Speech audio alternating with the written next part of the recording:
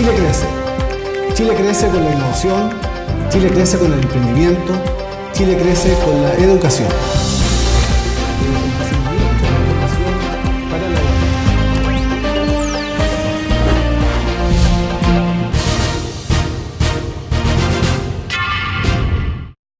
Chile crece. Chile crece con el emprendimiento, Chile crece con la innovación, Chile crece con la educación. Bienvenidos al nuevo programa de Chile Crece y muchas gracias por acompañarnos en esta oportunidad. Siempre elegimos un tema sobre el cual hablar. Hoy queremos hablar de los 3 temas, pero desde un enfoque distinto. Y para eso hemos invitado a alguien que se mueve con mucha comodidad en estos 3 mundos y que tiene una visión complementaria, enriquecedora, de cómo hacer mejor en la innovación, en el emprendimiento y en la educación. Y cuáles son las limitantes que tenemos como país que tenemos que superar para poder ser más eficientes en este proceso. Nuestro invitado de hoy, un gran amigo, el doctor Sergio Sperer. Sergio, bienvenido a nuestro programa, tu programa. Encantado, Fernando. Muchas gracias por la invitación a esta conversación que se presenta de manera tan grata. Bueno, Sergio, para quienes lo conocen, Sergio es doctor en sociología. Él tiene una vasta trayectoria en el mundo de la investigación. Él fue agregado comercial de Chile en España, es consultor internacional de diversas organizaciones, pero cuéntanos un poquito tú, Sergio, ¿por qué yo te invité? Tú sabes por qué te invité. ¿Cuál es la vasta experiencia, digamos, que tiene en estos temas? Cuando he tenido la ocasión de ser objeto de una presentación como la que tú acabas de hacer, la gente dice, pero por Dios, que ha hecho cosas en la vida usted. Yo digo, no, lo que pasa es que soy muy viejo. A los 65 años se han hecho muchas cosas, digamos. No estoy diciendo por eso que tú seas tan viejo como yo, ¿eh? Pero has hecho tú muchas cosas. Andamos cerca, doctor Sperer, andamos cerca. Lo tuyo es sabiduría, lo mío son años. Pero lo que sí es cierto es que nos hemos encontrado en distintas ocasiones en debates públicos, en universidades, eventos empresariales, tanto en Chile como fuera, donde tú me has invitado a un país maravilloso que es Colombia. Entonces hemos tenido ocasión de discutir en público y en privado justamente sobre estos 3 temas. A lo cual habría que agregarle que somos muy amigos, entonces nos vemos a menudo, nos hacemos preguntas, nos contamos cosas. Pimponeamos, como se dice. Pimponeamos, y ese pimponeo hace que las conversaciones siempre son muy vivas y muchas veces muy innovadoras, muy nuevas. No está prohibido entre nosotros hablar de temas repetidos, ¿no? Yo me acuerdo con Sergio, la primera actividad que realizamos juntos, sobre la nueva forma de administrar empresas. Y Sergio me dice, Fernando, necesito que me ayudes con una presentación de la nueva forma de administrar empresas. Yo le decía, Sergio, yo no sé eso, o sea, yo administro. Yo estaba como gerente general de Oracle en esa época. Yo hago mi trabajo, pero no sé, no tengo contexto. 2 sándwiches al almuerzo y sacamos una buena presentación. Y así fue. Sí. Y ahí empezamos un largo camino de hacer cosas en conjunto. Amigo Sergio, ¿qué piensa usted de la coyuntura de Chile en estos temas? En innovación, en emprendimiento.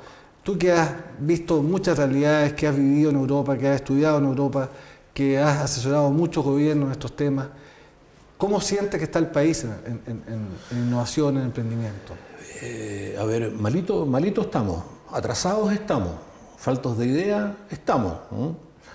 Tenemos un país que maravillosamente en los últimos años ha crecido, tiene una economía que crece y por ahí tiene, digamos, un sector empresarial que ha sabido crecer tanto en Chile como fuera de Chile.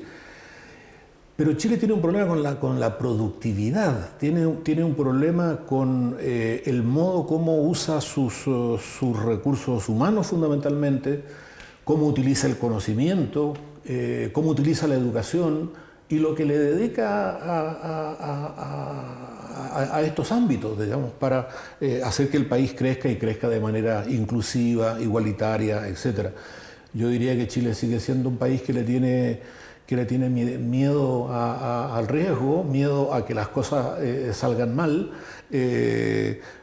La gente cree, bueno, el innovador sin experiencia cree que cuando algo le sale mal ya está derrotado. Es precisamente cuando algo le salió mal que están empezando a salirle bien las cosas, porque está aprendiendo de lo que hace. Sergio, en este diagnóstico que tú compartes con nosotros, tú haces muchos talleres ejecutivos, talleres estratégicos, talleres de coaching, talleres a compañías, a corporaciones, en Chile, afuera. ¿Qué de tu experiencia, digamos, en lo que has tocado ahí, cuáles son como las principales preocupaciones de esta limitante que tú comentas, digamos, de que no somos innovadores, de que nos falta tomar riesgos? ¿Cómo se traduce eso en el mundo real de la empresa en el día a día?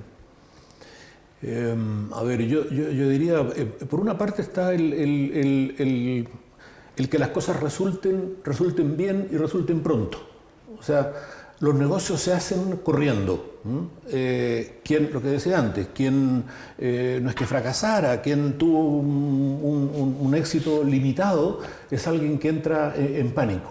Yo digo, estamos una revolución atrasados, porque los americanos están en la edad cuando dicen el error deseado, que el error ocurra lo más temprano posible. Porque de nada aprendes más tú cuando estás haciendo un negocio, digamos, que tiene tantas variables, de nada aprendes tanto como de cuando has fracasado y seriamente, intentas aprender de ese fracaso. Y como tú mencionas, uno pasa por encima del fracaso, lo vive como una derrota, lo borra y por tanto no aprende. O lo esconde. O lo esconde. O lo esconde. Y como tú bien dices, si va a ocurrir un fracaso en un proyecto, más vale que sea temprano, porque hay aprendizaje y porque permite modificar el proyecto, modificar y corregir, digamos, lo que uno debiera haber hecho. La deseabilidad de la falla temprana, dicen los griegos. Exactamente. Fíjate que tuvimos en un programa acá a nuestra amiga Jung Han Chen, que empresaria china muy reconocida, que ella nos compartía y nos decía, solo existe fracaso cuando uno se rindió, si no está en el proceso de aprendizaje. Yo creo que eso como que de alguna manera no está en nuestra cultura. Pero ahí hay otra frase sobre fracaso que es como una de mis consignas del año, dice, el fracaso es la voz de la vida abriéndote nuevos caminos. Está bonito. Está bonito. Está bonito. Y en emprendimiento, ¿qué estás sintiendo? ¿Qué estás viendo? Intraemprendimiento, proyectos nuevos dentro de la empresa. Sí, ¿cómo decir? Veo que hay mucho, justamente por el tema del temor al riesgo y la obsesión con el éxito, la gente cree que el emprendimiento tiene que ver con una buena idea. Ayer estaba conversando con una chica, una amiga que efectivamente, peruana, por teléfono, ¿no? Y esta chica, una mujer de sus años, con una gran experiencia, y todo lo que me decía era brillante, al nivel de las ideas, ¿no? Temas de circulación de conocimiento a propósito del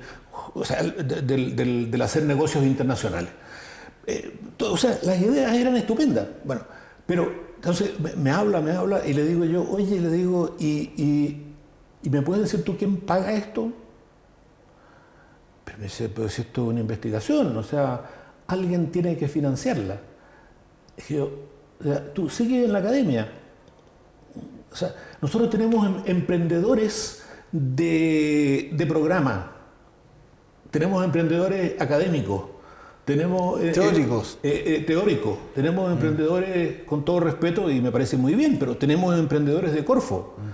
Entonces, si no hay alguien que te pague o que te soporte, tú no te lanzas en la idea porque la idea, tú no has hecho de esa idea sus cálculos de autosustentabilidad. Fíjate que en esa misma línea nosotros solemos decir que un proyecto tiene mayores posibilidades de volar si es que hay un privado que está dispuesto a colocar un cheque. Absolutamente. Ya sea un inversionista ángel, ya sea un fondo de inversión, ya sea una empresa que compra el proyecto o que quiere participar en él, pero mientras no ocurra eso, esto sigue siendo un ejercicio teórico que no está validado con un test ácido real de un financiamiento. Sí, dicho de otra manera podríamos decir que difícilmente en los negocios se gana si no se ha aprendido a perder.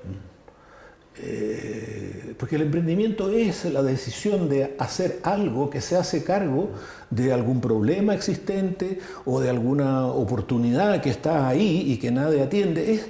Emprender es hacer algo, es hacer que ocurra algo nuevo sobre la tierra. Pero nadie te garantiza que eso salga bien a la primera, ni que seas doctor en innovación, ni que seas doctor en educación. Es un juego, un ir y venir con la realidad, con las situaciones, con las variables, etc.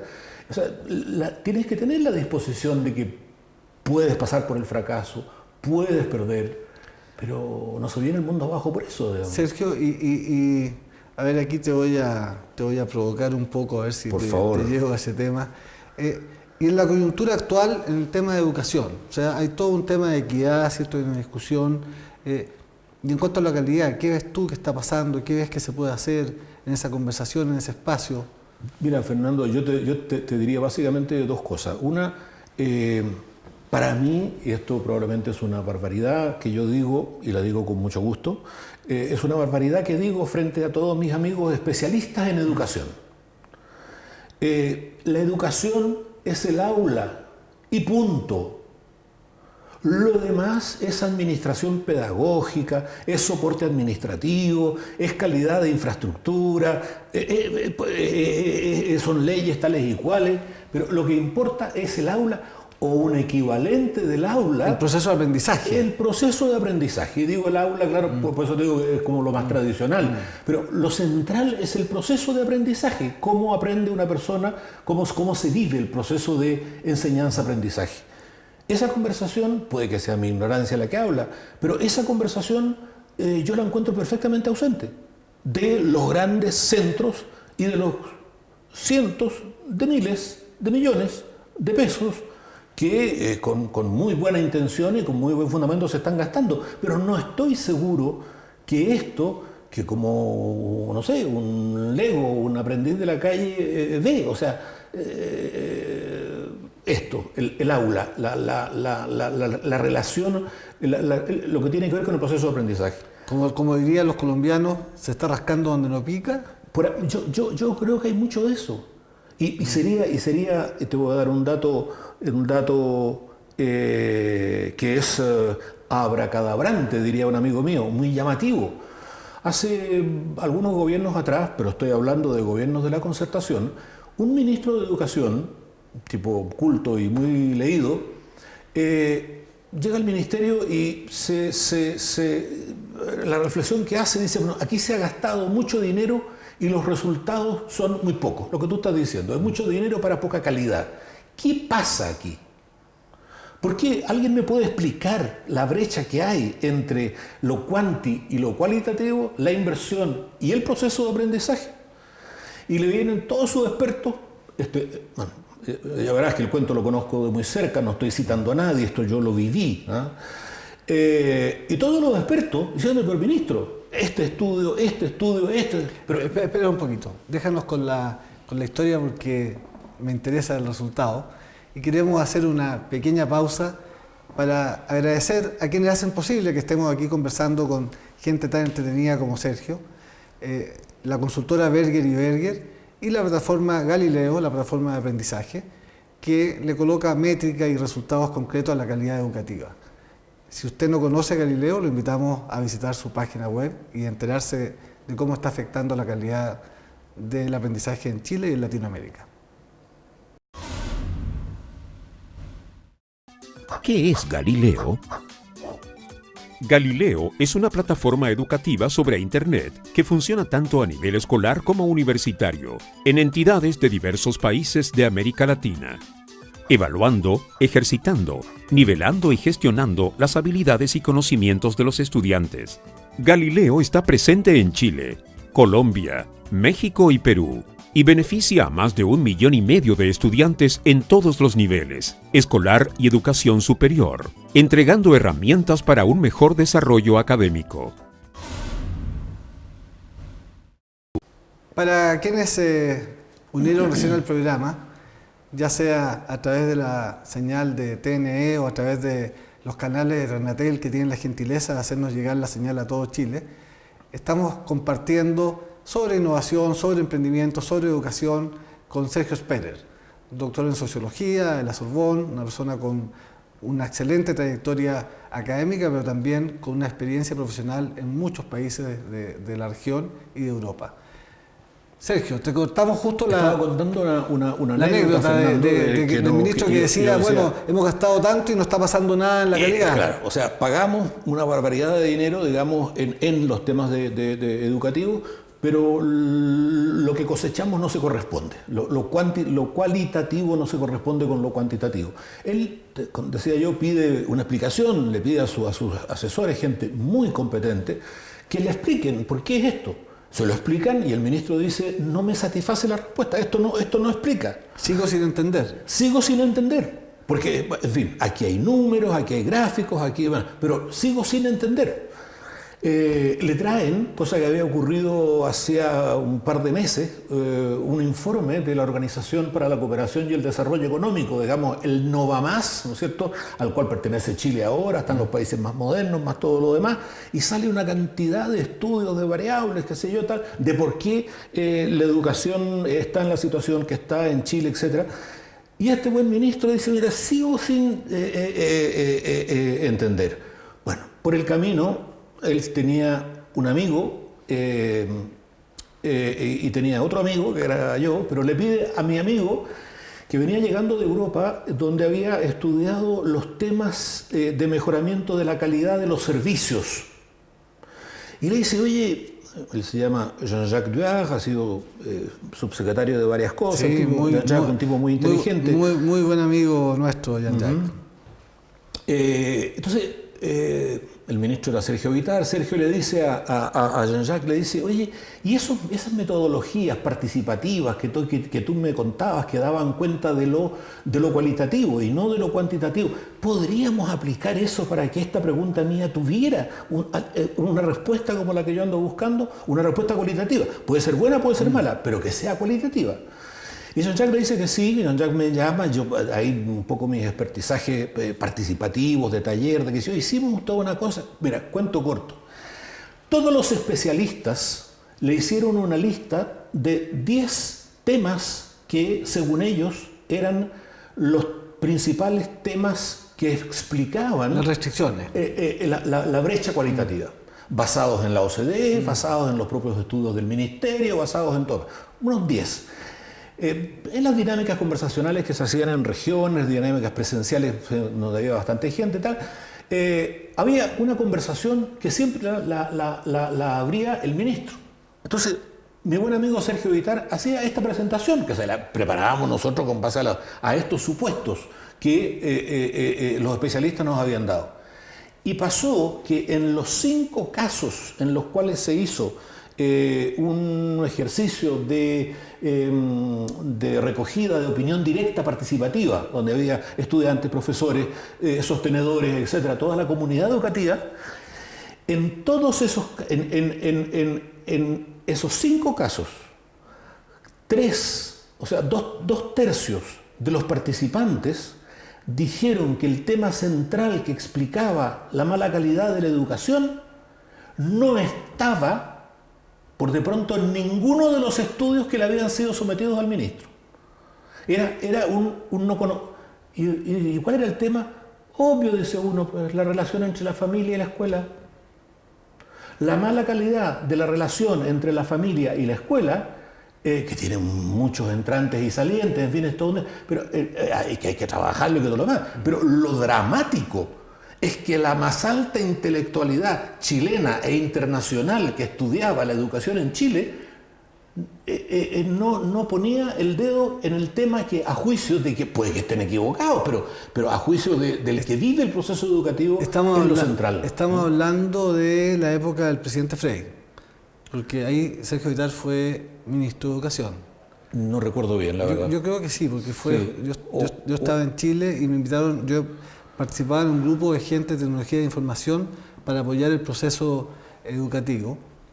Y si le sumamos 15 años que habrán pasado de esa fecha, hoy día está todo el tema de uso adecuado a las tecnologías y cómo eso impacta en nativos digitales, el proceso del aprendizaje y cómo la familia se tiene que insertar en esta nueva realidad.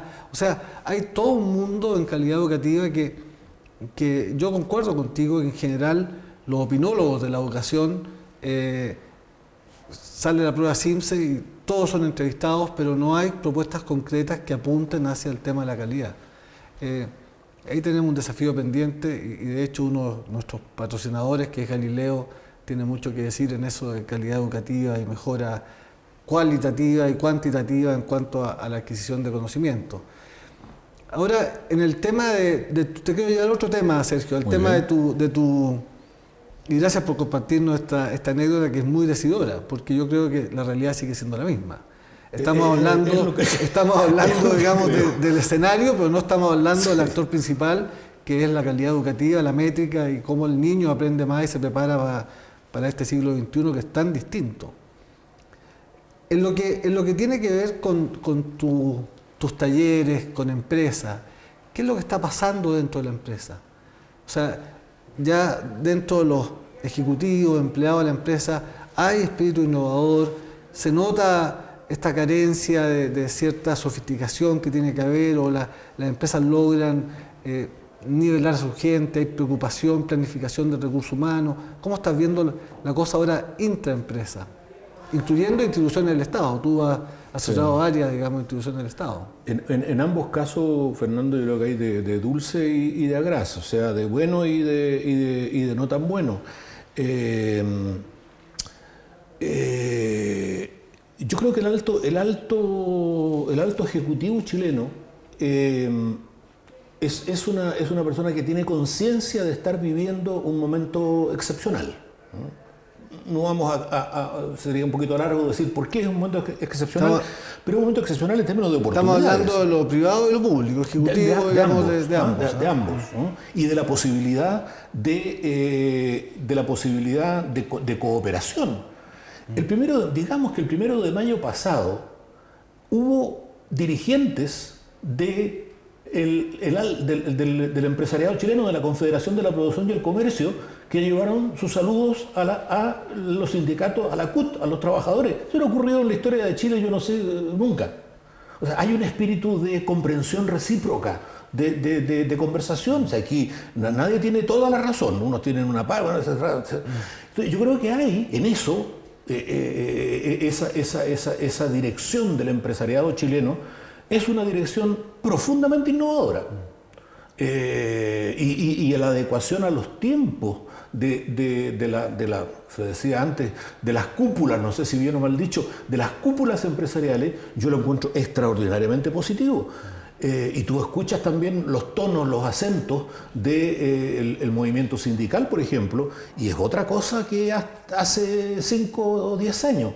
O sea, también en el contexto no hablo solo de oportunidades de negocio, productivas, etcétera, o de reglas del juego, etcétera.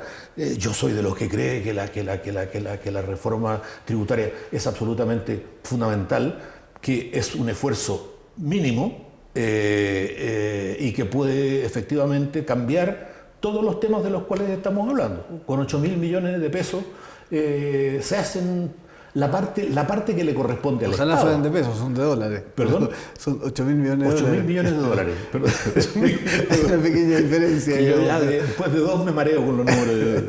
8.000 millones de dólares. Sergio, ahí hay mucho que analizar, ¿cierto?, en el tema de de cómo se van a usar, para qué se van a usar, y ahí hay un tema, digamos, de qué tan inteligentes somos para sacarle partido a una reforma, ¿no? Porque en el tema de educación, el gobierno pasado destinó 3.000 millones de dólares más a la educación, y como hubiera dicho tu amigo, digamos, el ministro Vitar, el ex ministro Vitar, bueno, el output sigue siendo el mismo. Entonces tenemos un tema ahí de que cómo usamos inteligentemente esos recursos para impactar el eje central, que es el proceso de aprendizaje de los niños, ¿no? O los estudiantes en general.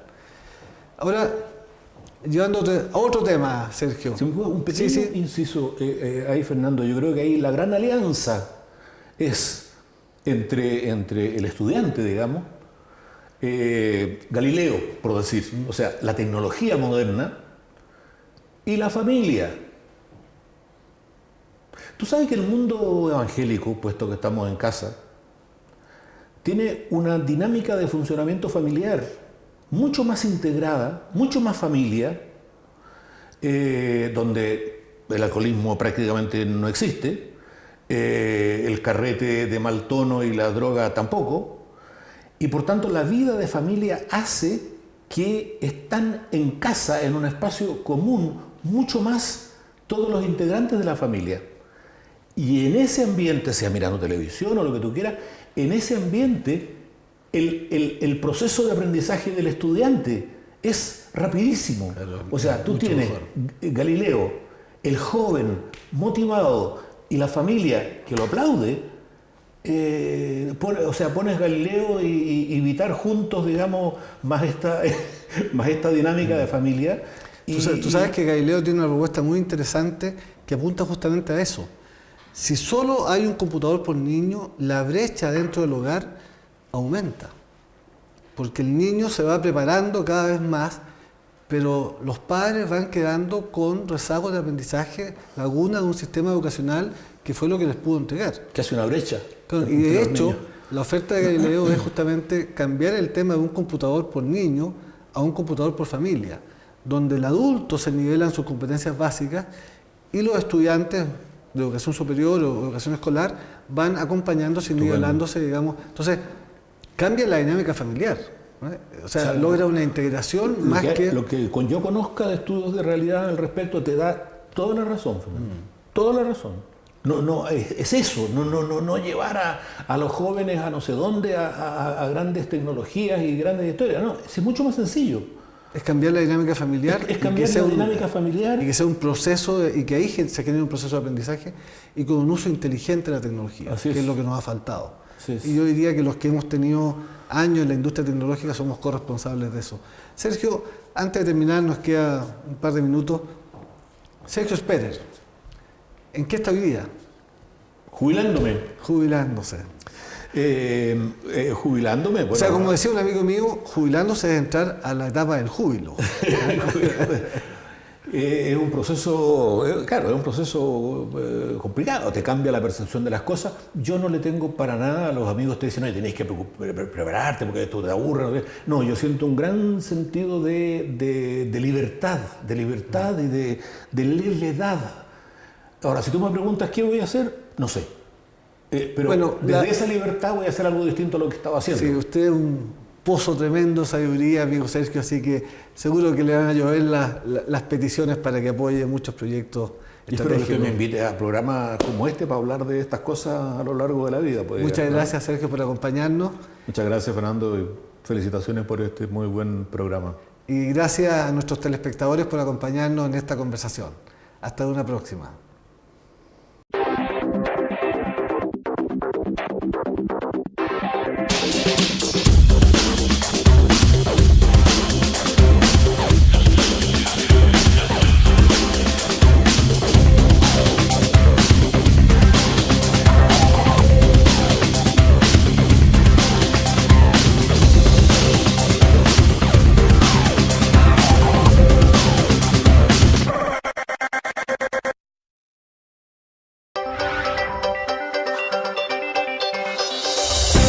Chile crece. Chile crece con la innovación, Chile crece con el emprendimiento, Chile crece con la educación.